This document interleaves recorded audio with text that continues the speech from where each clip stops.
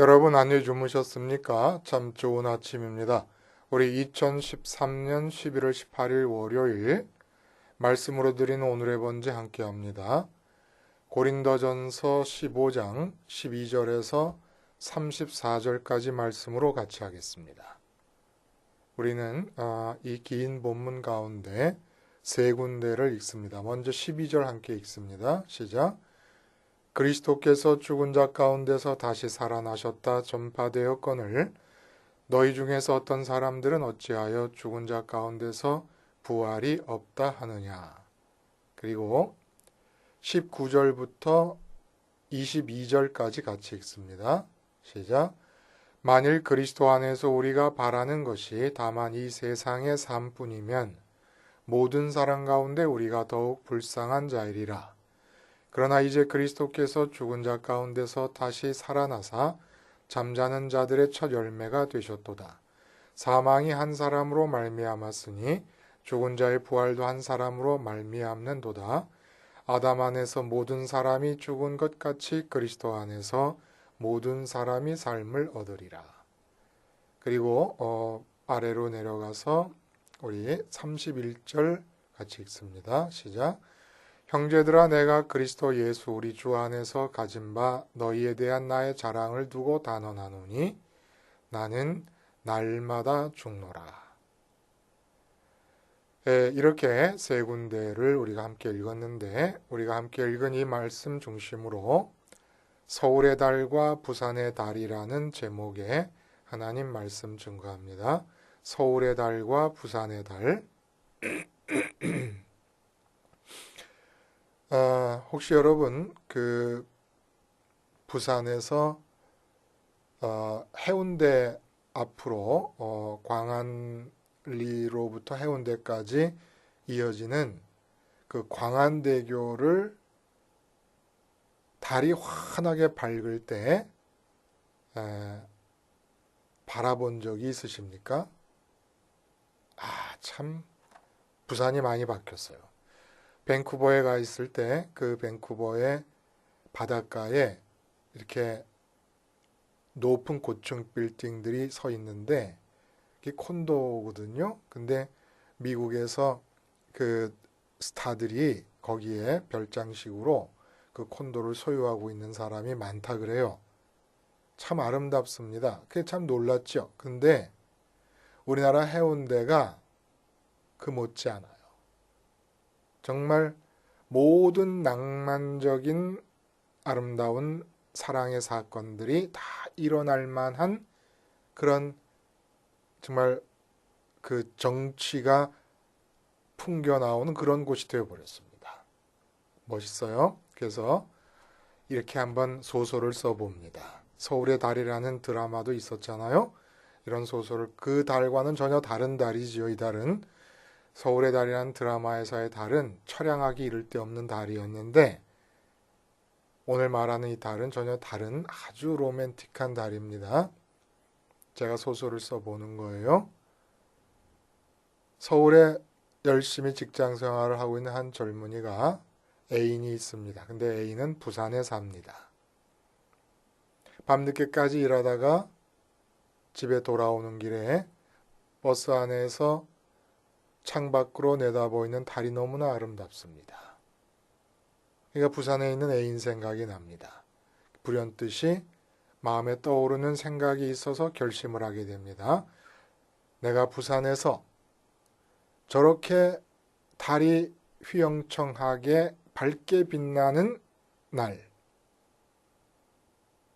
해운대 부산 달빛이 쏟아지는 광안대교가 보이는 어느 해운대 해변에 있는 어느 호텔에서 내가 프로포즈 이벤트를 해야 되겠다 결심을 합니다. 날을 잡고 약속을 하고 애인으로 하여금 그곳을 오게 하고 이제 토요일 늦게까지 근무가 끝나서 5시에 서울역에서 KTX를 타고 내려가는데 11월 달 되고 보면 여러분 느끼시겠지만 벌써 5시, 6시만 돼도 달이 뜹니다. KTX 창밖으로 보이는 달이 너무나 아름답습니다. 대전에 왔습니다. 대전에서도 달이 보입니다. 대구에 왔습니다. 대구에서도 달이 보입니다. 부산에 와서 드디어 그 달빛 아래서 프로포즈 이벤트를 하고 프로포즈의 허락을 받아서 결혼에 성공을 했다는 이야기입니다. 제가 쓴 소설이에요. 뭘 말씀드리려고 이 말씀을 드리는 걸까요, 여러분? 서울에서 본 그 달이 부산에 도착할 때까지 계속 떠 있습니다. 부산에서 이벤트를 해야 되는 그 순간은 미래의 사건입니다. 한 두세 시간 미래지만 어쨌든 미래 앞에 있을 사건입니다. 그런데 달빛 아래서 진행되어야 될 그 프로포즈를 낭만적으로 만들어주는 핵심 포인트가 되는 달빛은 이미 두세 시간 전, 이벤트가 있기 전 서울에서도 보고 있는 겁니다. 서울의 달이 부산에 내려가도 계속 부산의 달이고, 이벤트가 할 때 그 분위기를 낭만적으로 만들어줄 부산의 달빛은 이미 두세 시간 전에 서울에서 KTX를 타고 출발할 때부터 보고 있는 달입니다. 이 달, 서울에서도 보는 그 달이 미래의 이벤트 현장에 비춰질 그 달과 동일하다는 이 사실이 우리의 신앙의 핵심적인 사항이 될 수 있는 부활신앙의 이해를 돕는 아주 중요한 비유가 될 수 있다는 겁니다. 여러분, 본문은 12절부터 35절까지 그리스도의 부활로 보장된 혹은 그리스도의 부활로 약속되어진 나의 부활을 이야기하고 있습니다. 그러면서 그렇게 약속되어진 부활을 믿는 부활 신앙의 내용이 어떠해야 되는가라는 것을 우리에게 말해주고 있다는 얘기입니다. 여러분, 부활 신앙을 가지고 살아가십니까? 나는 사도신경 외울 때마다 몸이 다시 살 것과 믿는다. 몸이 다시 살 것을 믿는다. 그럼 이게 부활 신앙 아니냐? 이것만으로는 부활 신앙을 갖고 있다고 말할 수가 없습니다. 부활 신앙을 갖고 있으면 삶이 달라져요. 삶이 달라집니다. 우리가 보통 부활 신앙이다 그러면 이런 내용을 의미하는 경우예요. 그렇죠? 뭐냐면 내가 이제 살다가 죽는 날이 반드시 올 것이에요. 다 죽어요. 옆에서 이렇게 보니까 그동안 존경하던 분들, 가까이 친하게 관계를 맺으며 사랑하던 모든 분들이 다 죽습니다. 나도 죽을 거예요. 분명히. 이렇게 이제 언젠가 죽게 될 날이 올 건데 죽으면 주님께서 이 땅에 재림하실 때까지 잠들어 있다가 재림 때에 우리가 내일 보겠습니다마는 호련히 신령한 몸을 입고 부활하게 될 것이다. 부활신앙을 이렇게만 이해하니까 부활신앙이라는 것이 현재 지금 나한테 아무 의미가 없는 거예요. 내가 부활신앙을 갖고 있다는 게 지금 현재 삶에 아무런 의미가 없다는 얘기입니다. 근데 그럴 수가 없다는 거예요. 어떻게 현재 내 삶에 대해서 부활신앙을 갖고 있다는 사실이 어떤 영향력도 발휘하지 못하고 아무 의미가 없을 수가 있겠습니까? 이 참 부활신앙이 어려운 것은 우리가 죽은 다음에 부활하는 그 순간을 가만히 미래를 내다봐도 어차피 내 의지를 갖고 부활하는 건 아니에요. 죽은 사람이 무슨 의지가 있겠습니까? 그냥 난 죽어 있을 뿐이죠. 내 의식은 부활을 몰라요. 죽은 다음에는. 그리고 지금 내 목숨도 언제 끝이 날지도 몰라요. 이런 상황에서 지금 내 마음이 휩쓸려 가는 것은 당장 매일매일 내 눈앞에 벌어지고 있는 이 삶의 상황들입니다. 이 삶의 상황들에 대처하기도 바빠 죽겠어요. 그러다 보니까 부활을 믿는다고는 하지만 미래의 일로 미루어 놓고 사는 것이 대부분입니다. 그러니까 나는 죽게 될 것인 것은 인정하고 죽은 다음에 주님이 재림하시면 부활할 거라는 걸 믿는다라고 해놓고 부활신앙이 완결된 것으로 치워놔버리고 그냥 현재는 주어진 현실의 상황에 대처하기에 급급해서 다 잊어버리고 살아가고 있다는 얘기입니다. 이건 부활신앙이 아니라는 얘기예요. 이런 식으로 부활신앙을 갖고 있는 사람에게 과연 부활이 주어질지 그것도 확실히 모르겠어요.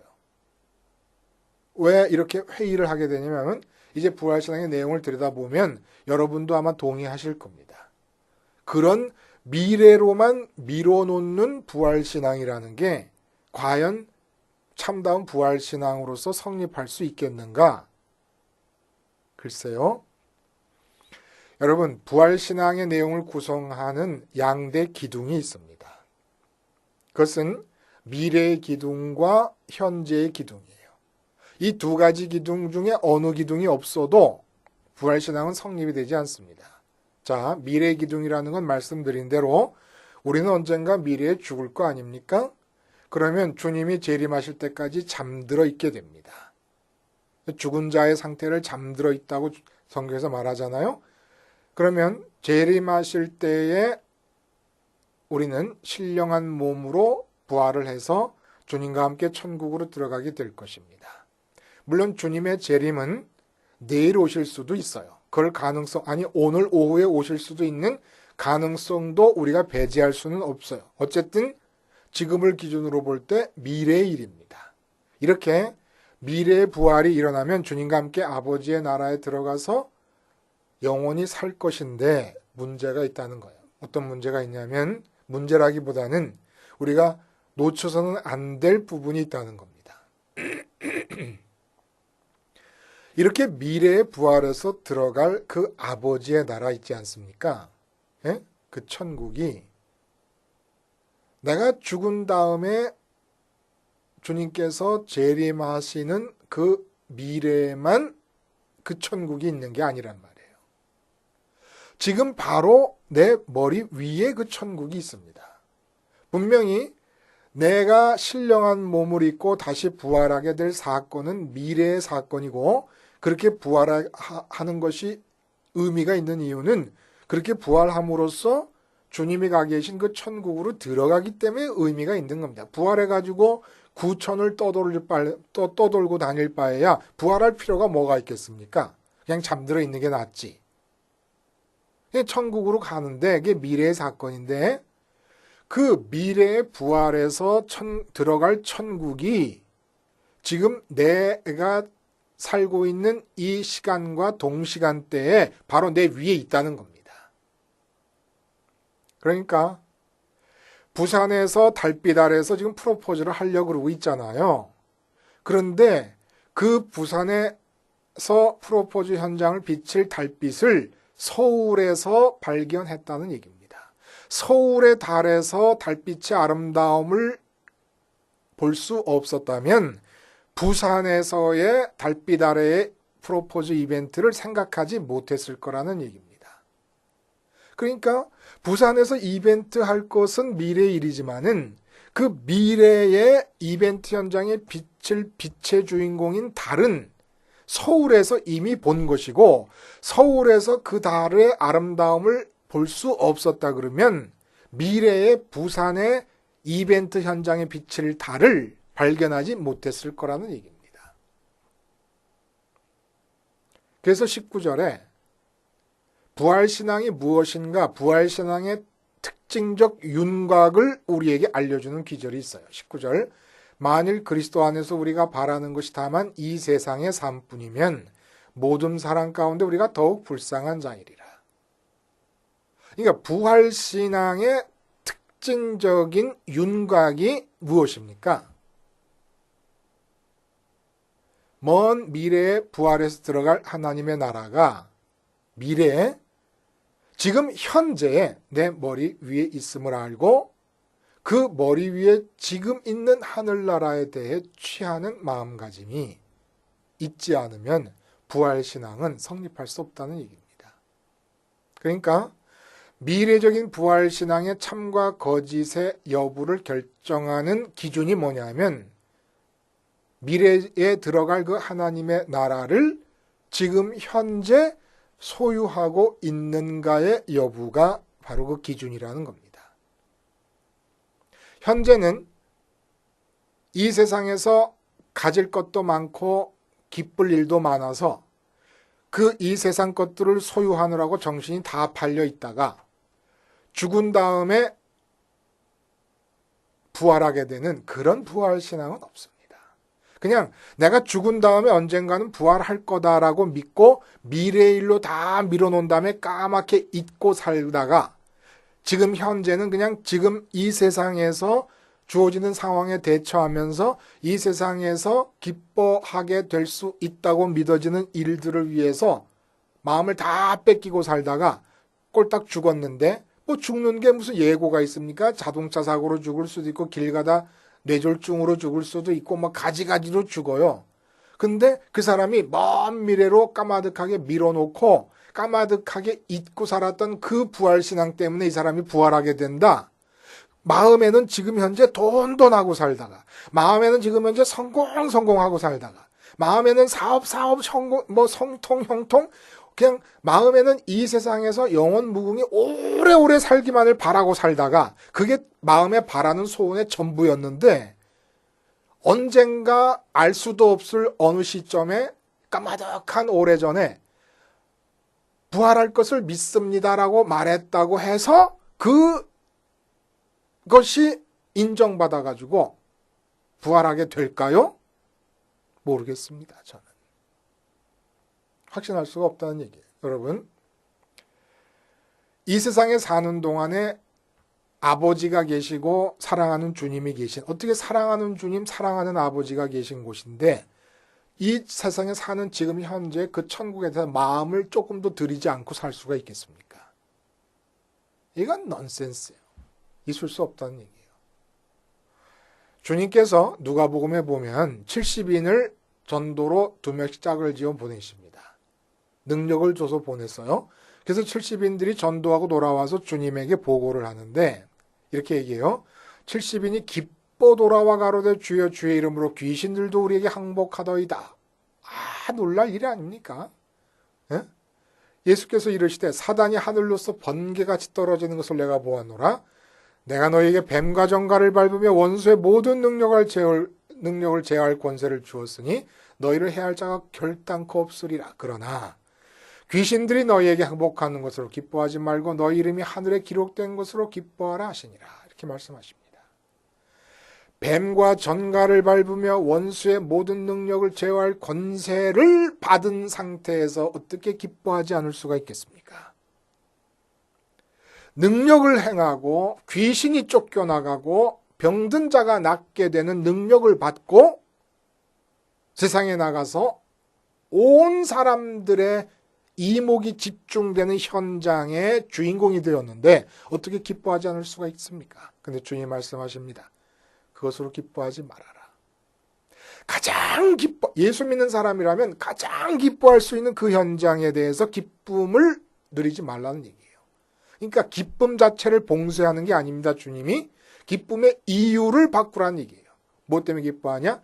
하늘에 기록된 것으로 너희 이름이 하늘에 기록된 것으로 기뻐하라. 지금 현재 기쁨의 이유가 하늘이 아니라면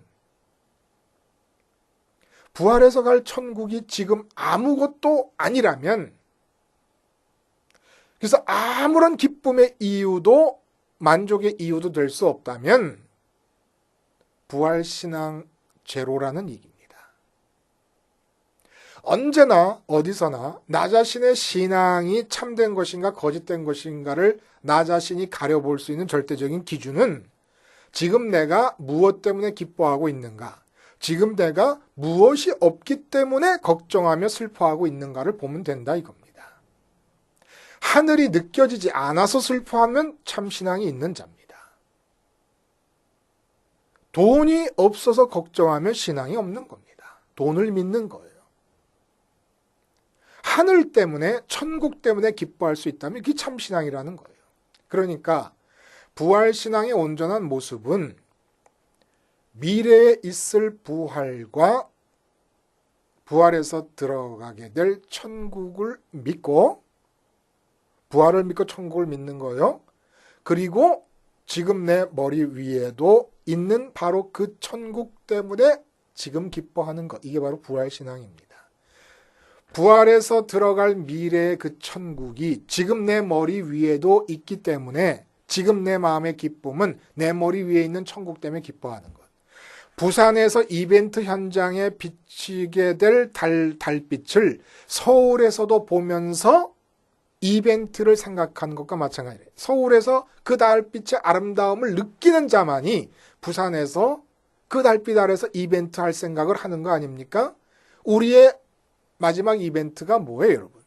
우리 인생의 결산의 이벤트가 뭡니까?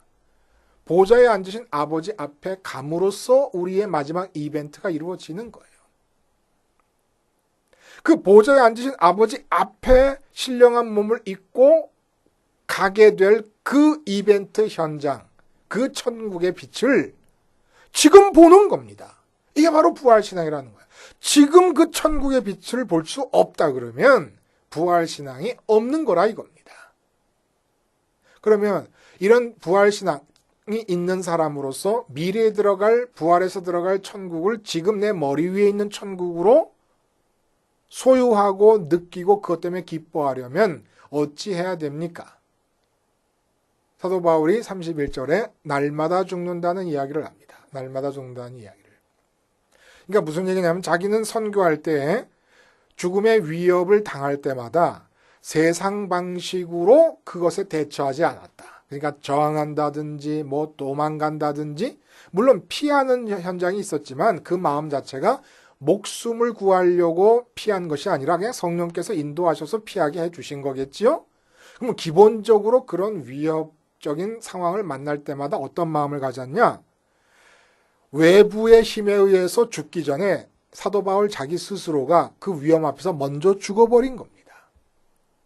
이게 바로 지금 현재 내 머리 위에 있는 천국을 소유하는 방식이라는 겁니다. 내 마음이 이 세상에 지금 살아있는 내 목숨에 대해서 먼저 죽어버리는 거예요. 그리고 내가 지금 살아서 당하고 있는 위협에 대해서도 죽어버리는 겁니다.